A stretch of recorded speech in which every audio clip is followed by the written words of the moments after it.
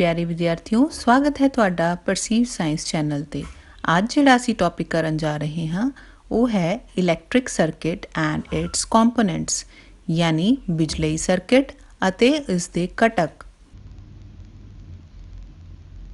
आओ पहला जानते हाँ इलैक्ट्रिक सर्किट की है। A pathway that allows charges to flow, यानी वो रस्ता जिस राही बिजली धारा वहदी है उसनूं बिजलई सर्किट कहते हैं।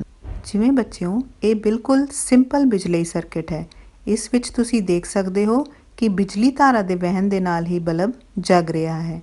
इस विच एक सैल, बल्ब, कुछ जोड़क तारां अते स्विच नज़र आ रहा है। इस तरह का सर्किट तुसी खुद भी बना सकते हो, एक सैल, जोड़क तारां अते बल्ब की मदद नाल।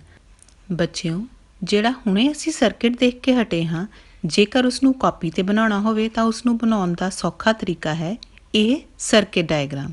ਇਸ ਵਿੱਚ ਤੁਸੀਂ ਦੇਖ ਸਕਦੇ ਹੋ cell, switch, bulb, connecting virus ਸਭ ਕੁਝ ਹੈ, ਪਰ ਇਹ ਉਸ ਤਰ੍ਹਾਂ ਦੇ ਨਹੀਂ ਹਨ ਜਿਵੇਂ ਸਰਕਿਟ ਵਿੱਚ ਆਪਾਂ ਦੇਖੇ ਸੀ। ਇਹ ਉਹਨਾਂ ਦੇ ਸੰਕੇਤ ਹਨ। ਇਸ ਨੂੰ ਸਰਕਿਟ ਡਾਇਗਰਾਮ ਜਾਂ ਬਿਜਲਈ ਸਰਕਿਟ ਦਾ ਰੇਖਾ ਚਿੱਤਰ ਕਹਿੰਦੇ ਹਨ। ਕੀ ਤੁਹਾਨੂੰ ਪਤਾ ਹੈ ਕਿਸੇ ਵੀ ਸਰਕਿਟ ਵਿੱਚ 3 ਕੰਪੋਨੈਂਟਸ ਦਾ ਹੋਣਾ ਬਹੁਤ ਜ਼ਰੂਰੀ ਹੈ। ਆਓ ਜਾਣਦੇ ਹਾਂ ਉਹਨਾਂ ਕੰਪੋਨੈਂਟਸ ਬਾਰੇ ਅਤੇ ਉਹਨਾਂ ਦੇ ਸੰਕੇਤਾਂ ਬਾਰੇ। ਇਹਨਾਂ ਤਿੰਨਾਂ ਕੰਪੋਨੈਂਟਸ ਵਿੱਚ ਸਭ ਤੋਂ ਪਹਿਲਾਂ ਆਉਂਦਾ ਹੈ ਵੋਲਟੇਜ ਸੋਰਸ, ਦੂਸਰੇ ਨੰਬਰ 'ਤੇ ਸਾਡੇ ਕੋਲ ਹੈ ਇਲੈਕਟ੍ਰਿਕ ਡਿਵਾਈਸ ਅਤੇ ਤੀਸਰੇ ਨੰਬਰ 'ਤੇ ਆ ਜਾਂਦਾ ਹੈ ਸਵਿਚ। ਅਸੀਂ ਵਾਰੀ-ਵਾਰੀ ਇਹਨਾਂ ਬਾਰੇ ਜਾਣਦੇ ਹਾਂ। ਸਭ ਤੋਂ ਪਹਿਲਾਂ ਸਾਡੇ ਕੋਲ ਹੈ ਵੋਲਟੇਜ ਸੋਰਸ। ਵੋਲਟੇਜ ਸੋਰਸ ਯਾਨੀ ਕਿ ਉਹ ਸੋਰਸ ਜਿਹੜਾ ਕੌਨਸਟੈਂਟ ਵੋਲਟੇਜ 'ਤੇ ਸਾਨੂੰ ਬਿਜਲੀ ਸਪਲਾਈ ਕਰ ਰਿਹਾ ਹੈ। ਇਹ ਸੈੱਲ, ਬੈਟਰੀ, ਜਨਰੇਟਰ ਵੀ ਹੋ ਸਕਦਾ ਹੈ, ਪਰ ਇੱਥੇ ਆਪਾਂ ਸਿਰਫ ਸੈੱਲ ਅਤੇ ਬੈਟਰੀ ਦੀ ਉਹਨਾਂ ਦੇ ਸੰਕੇਤਾਂ ਦੀ ਗੱਲ ਕਰਾਂਗੇ, ਕਿਉਂਕਿ ਆਪਾਂ ਸਿੰਪਲ ਬਿਜਲੀ ਸਰਕਿਟ ਦੇ ਵਿੱਚ ਸੈੱਲ ਅਤੇ ਬੈਟਰੀ ਹੀ ਵਰਤਦੇ ਹਾਂ। ਜਿਵੇਂ ਕਿ ਤੁਸੀਂ ਇੱਥੇ ਦੇਖ ਸਕਦੇ ਹੋ ਇਹ ਸੈੱਲ ਹੈ ਅਤੇ ਇਹ ਬੈਟਰੀ ਦਾ ਸੰਕੇਤ ਹੈ। ਸੈੱਲ ਦੇ ਵਿੱਚ ਵੀ ਇੱਕ ਵੱਡੀ ਇੱਕ ਛੋਟੀ ਲਾਈਨ ਦਿਖਾਈ ਗਈ ਹੈ ਅਤੇ ਬੈਟਰੀ ਦੇ ਵਿੱਚ ਬਹੁਤ ਸਾਰੇ ਸੈੱਲ ਇਕੱਠੇ ਹੋਏ ਹੁੰਦੇ ਹਨ। ਇਸ ਵਿੱਚ ਇੱਕ ਛੋਟੀ ਇੱਕ ਵੱਡੀ ਲਾਈਨ, ਫਿਰ ਇੱਕ ਛੋਟੀ ਇੱਕ ਵੱਡੀ ਲਾਈਨ ਦਿਖਾਈ ਗਈ ਹੈ। ਹੁਣ ਜੇਕਰ ਅਸੀਂ ਸੈੱਲ ਦੀ ਗੱਲ ਕਰੀਏ ਤਾਂ ਲੰਬੀ ਰੇਖਾ ਪੋਜ਼ਿਟਿਵ ਟਰਮੀਨਲ ਨੂੰ ਦਰਸਾਉਂਦੀ ਹੈ ਅਤੇ ਛੋਟੀ ਨੈਗੇਟਿਵ ਟਰਮੀਨਲ ਨੂੰ। ਇਸੇ ਤਰ੍ਹਾਂ ਬੈਟਰੀ ਵਿੱਚ ਵੀ ਵੱਡੀ ਰੇਖਾ ਪੋਜ਼ਿਟਿਵ ਟਰਮੀਨਲ ਨੂੰ ਅਤੇ ਛੋਟੀ ਰੇਖਾ ਨੈਗੇਟਿਵ ਟਰਮੀਨਲ ਨੂੰ ਦਰਸਾਉਂਦੀ ਹੈ। ਦੂਸਰਾ ਸਾਡਾ ਕੰਪੋਨੈਂਟ ਹੈ ਇਲੈਕਟ੍ਰੀਕਲ ਡਿਵਾਈਸ। ਇਲੈਕਟ੍ਰੀਕਲ ਡਿਵਾਈਸ ਅਸੀਂ ਕੋਈ ਵੀ ਵਰਤ ਸਕਦੇ ਹਾਂ, ਜਿਵੇਂ ਕਿ ਬਲਬ, ਹੀਟਰ ਜਾਂ ਕਿਸੇ ਪ੍ਰਕਾਰ ਦੀ ਮੋਟਰ, ਜਾਂ ਅਸੀਂ ਬਜ਼ਰ ਦੀ ਵਰਤੋਂ ਕਰ ਸਕਦੇ ਹਾਂ।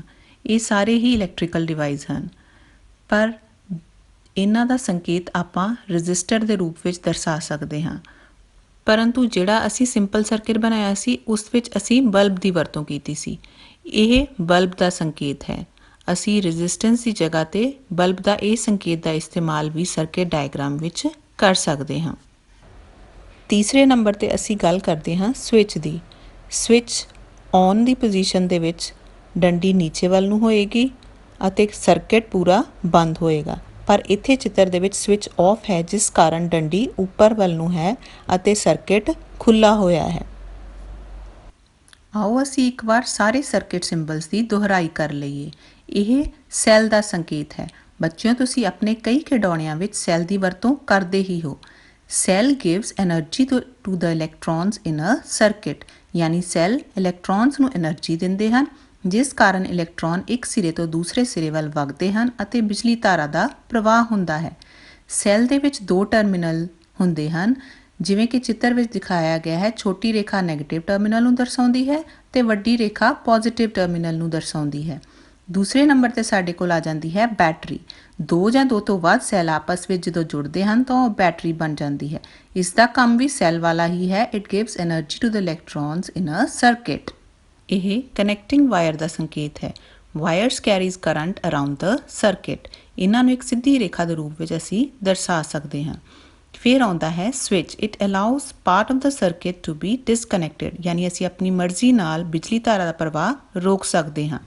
ਸਵਿਚ ਔਨ ਦਾ ਸੰਕੇਤ ਇਸ ਪ੍ਰਕਾਰ ਦਾ ਹੈ। It allows the circuit to be reconnected, मतलब ਜਦੋਂ ਅਸੀਂ ਚਾਹੁੰਦੇ ਹਾਂ ਕਿ ਦੁਬਾਰਾ ਸਰਕਟ ਚਾਲੂ ਹੋ ਜਾਵੇ ਤਾਂ ਅਸੀਂ ਸਵਿਚ ਔਨ ਕਰ ਦਿੰਦੇ ਹਾਂ ਅਤੇ ਬਿਜਲੀ ਧਾਰਾ ਦਾ ਪ੍ਰਵਾਹ ਦੁਬਾਰਾ ਸ਼ੁਰੂ ਹੋ ਜਾਂਦਾ ਹੈ। ਅਤੇ ਲਾਸਟ ਵਿੱਚ ਇਹ ਬਲਬ ਦਾ ਸੰਕੇਤ ਹੈ। It gives off light when electricity is passed through it। ਜਦੋਂ ਬਿਜਲੀ ਇਸ ਵਿੱਚੋਂ ਲੰਘਦੀ ਹੈ ਤਾਂ ਇਹ ਰੋਸ਼ਨੀ ਦਿੰਦਾ ਹੈ। ਬੇਟਾ ਮੈਂ ਤੁਹਾਨੂੰ ਦੱਸਿਆ ਸੀ ਕਿ ਉਹ ਰਸਤਾ ਜਿਸ ਰਾਹੀਂ ਬਿਜਲੀ ਧਾਰਾ ਵਹਿੰਦੀ ਹੈ ਉਸ ਨੂੰ ਬਿਜਲੀ ਸਰਕਟ ਕਹਿੰਦੇ ਹਨ। ਆਓ ਵੇਖਦੇ ਹਾਂ ਕਿ ਇਸ ਸਿੰਪਲ ਸਰਕਟ ਵਿੱਚ ਬਲਬ ਕਿਸ ਤਰ੍ਹਾਂ ਜਗਦਾ ਹੈ।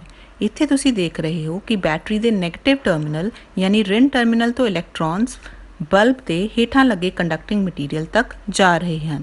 ਇੱਥੋਂ ਇਲੈਕਟ੍ਰੋਨਸ ਬਲਬ ਦੇ ਅੰਦਰ ਲੱਗੀ ਤਾਰ ਤੱਕ ਜਾਂਦੇ ਹਨ ਤੇ ਬਲਬ ਦੇ ਫਿਲਾਮੈਂਟ ਤੱਕ ਪਹੁੰਚਦੇ ਹਨ ਜੋ ਅਸਲ ਵਿੱਚ ਰੋਸ਼ਨੀ ਦਿੰਦਾ ਹੈ। ਇੱਥੇ ਕੁਝ ਇਲੈਕਟ੍ਰੀਕਲ એનર્ਜੀ ਬਲਬ ਵਿੱਚ ਹੀਟ ਐਂਡ ਲਾਈਟ એનર્ਜੀ ਵਿੱਚ ਬਦਲ ਜਾਂਦੀ ਹੈ। ਇਲੈਕਟ੍ਰੋਨਸ ਫਿਰ ਇੱਥੋਂ ਹੁੰਦੇ ਹੋਏ ਬਲਬ ਦੇ ਬੇਸ 'ਤੇ ਲੱਗੀ ਇੱਕ ਹੋਰ ਕੰਡਕਟਿੰਗ ਮਟੀਰੀਅਲ ਵਿੱਚ ਪਹੁੰਚਦੇ ਹਨ ਤੇ ਫਿਰ ਬੈਟਰੀ ਦੇ ਪੋਜ਼ਿਟਿਵ ਟਰਮੀਨਲ ਤੱਕ ਪਹੁੰਚ ਜਾਂਦੇ ਹਨ। ਇਲੈਕਟ੍ਰੋਨਸ ਦੇ ਪੋਜ਼ਿਟਿਵ ਟਰਮੀਨਲ ਤੱਕ ਪਹੁੰਚਣ 'ਤੇ ਹੀ ਸਰਕਟ ਕੰਪਲੀਟ ਹੁੰਦਾ ਹੈ। ਜੇਕਰ ਇਸ ਤਰ੍ਹਾਂ ਨਾ ਹੋਵੇ ਤਾਂ ਬਲਬ ਨਹੀਂ ਜਗੇਗਾ। ਇੱਥੇ ਬਲਬ ਜਗ ਰਿਹਾ ਹੈ ਕਿਉਂਕਿ ਇਹ ਕੰਪਲੀਟ ਜਾਂ ਕਲੋਜ਼ਡ ਸਰਕਟ ਹੈ, ਇੱਕ ਬੰਦ ਸਰਕਟ ਹੈ। ਸੋ ਪਿਆਰੇ ਬੱਚਿਓ, ਮੈਨੂੰ ਉਮੀਦ ਹੈ ਤੁਹਾਨੂੰ ਸਾਰੇ ਹੀ ਇਲੈਕਟ੍ਰਿਕ ਕੰਪੋਨੈਂਟਸ ਅਤੇ ਉਹਨਾਂ ਦੇ ਸਿੰਬਲਸ, ਇਲੈਕਟ੍ਰਿਕ ਸਰਕਟ ਸਾਰਿਆਂ ਬਾਰੇ ਹੀ ਚੰਗੀ ਤਰ੍ਹਾਂ ਜਾਣਕਾਰੀ ਹਾਸਿਲ ਹੋ ਗਈ ਹੋਵੇਗੀ। ਹੁਣ ਤੁਸੀਂ ਆਪਣੀ ਕਾਪੀ 'ਤੇ ਇਹ ਸਾਰੇ ਇਲੈਕਟ੍ਰੀਕਲ ਕੰਪੋਨੈਂਟਸ ਅਤੇ ਇਹਨਾਂ ਦੇ ਸਿੰਬਲਸ ਬਣਾਓ ਅਤੇ ਚੰਗੀ ਤਰ੍ਹਾਂ ਯਾਦ ਕਰੋ। ਧੰਨਵਾਦ।